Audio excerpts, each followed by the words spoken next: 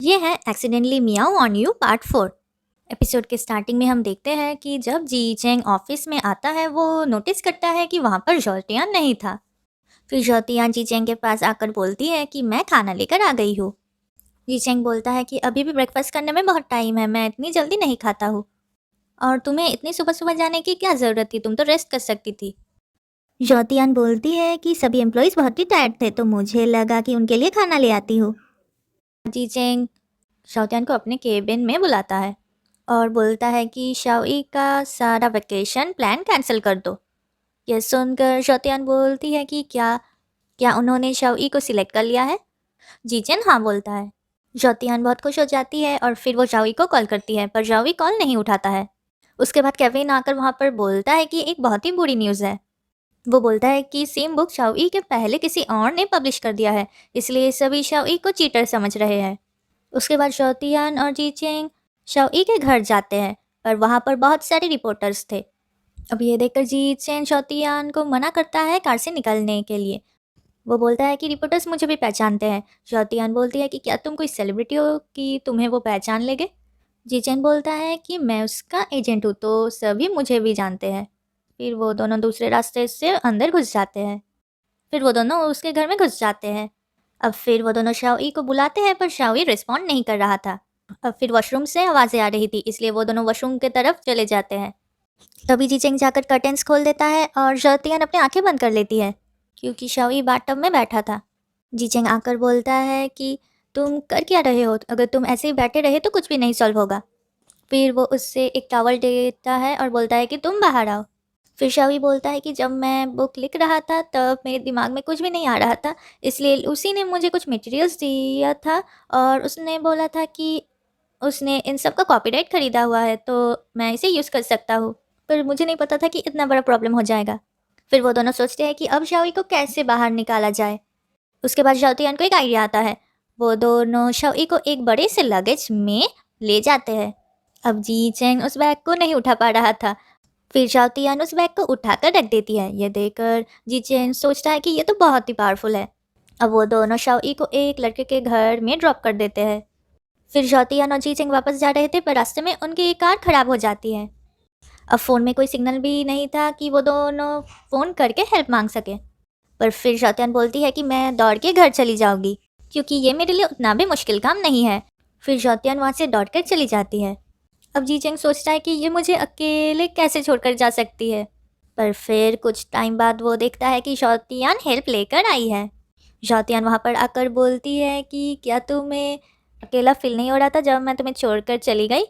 अब जीचेन को डर लगा था पर फिर भी वो झूठ बोलता है कि नहीं, मुझे अकेला फील नहीं हो रहा था और मैं सोच रहा था कि तुम्हें जॉब से निकाल दूँ क्योंकि तुम बॉस को अकेले छोड़कर चली गई। ज्योतियान बोलती है कि प्लीज़ ऐसा मत कीजिए क्योंकि मैं आपको अकेला कभी भी नहीं छोड़ सकती हूँ। फिर ज्योतियान घर लौटती है और जीचेंग से बात करना स्टार्ट कर देती है। अब वो दोनों काम रिलेटेड बातें कर रहे थे तभी केविन का फ़ोन आता है। वो जीचेंग से बोलता है कि शाओई के सपोर्टर्स उससे सपोर्ट कर रहे हैं। अब जीचेन को कंपनी के कुछ लोग मिलने के लिए आए थे। ये देखकर ज्योतियान उनकी बातें सुन रही थी। अब फिर वो सब जब बाहर आ रहे थे ज्योतियान छुप जाती है। फिर ज्योतियान लौटकर अपनी फ्रेंड को बोलती है कि मुझे लगता है कि ये सब शाओई को निकालना चाहते हैं। फिर हमें दिखाया जाता है कि लूसी उसी आदमी के साथ बातें कर रही थी। वो आदमी बोलता है कि देखना अब शाओई तुम्हारे पास आ जाएगा क्योंकि जीचेन उसे निकाल देगा। ये सुनकर लूसी बहुत ही खुश होती है।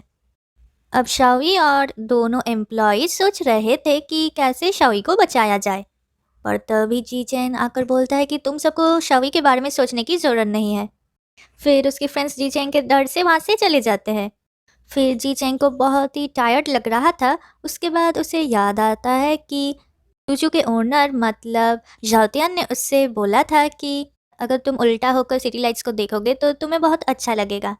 इसलिए वो ऑफिस टेबल में लेट जाता है और उल्टा होकर सिटी लाइट्स को देखता है और उसे बहुत ही अच्छा लगता है। पर केविन आकर डर जाता है और उसे उठाने की कोशिश करता है, पर जी चेंग बोलता है कि अभी मेरे रूम से बाहर निकलो और केविन निकल जाता है। अब शौतियान एक आदमी के पास जाकर बोलती है कि क्या तुम लीजियांग के हस्बैंड हो। वो आदमी हाँ बोलता है।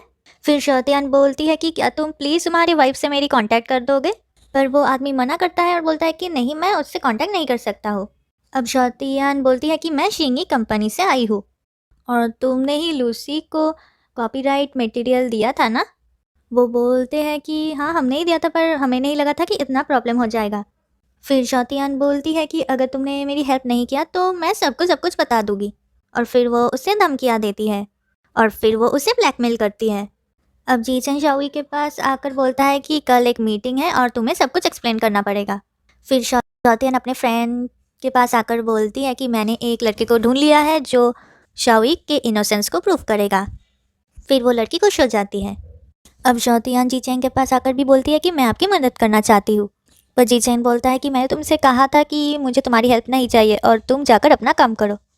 पर जब शॉतियान वापस जा रही थी, वो सुन लेती है कि वो दोनों के कॉन्ट्रैक्ट को टर्मिनेट करने की बातें कर रहे थे। अब ये सुनकर शॉतियान बहुत ही गुस्सा हो जाती है। उसे लगता है कि शाओई तो इनोसेंट है। अब मीडिया के सामने जब शाओई का इंटरव्यू स्टार्ट होने वाला था, फिर शॉतियान जीजिंग के पास आकर बोलती है कि ये है मेरा रेजिग्नेशन लेटर और मुझे इस कंपनी में काम नहीं करना है क्योंकि यहाँ पर इनोसेंट लोगों को भी निकाल दिया जाता है और मैं शाओई की मदद करूँगी। जीचेंग बोलता है ठीक है, पर क्या तुम्हें रिग्रेट नहीं होगा तुम्हारी रेजिग्नेशन लेटर को लेकर?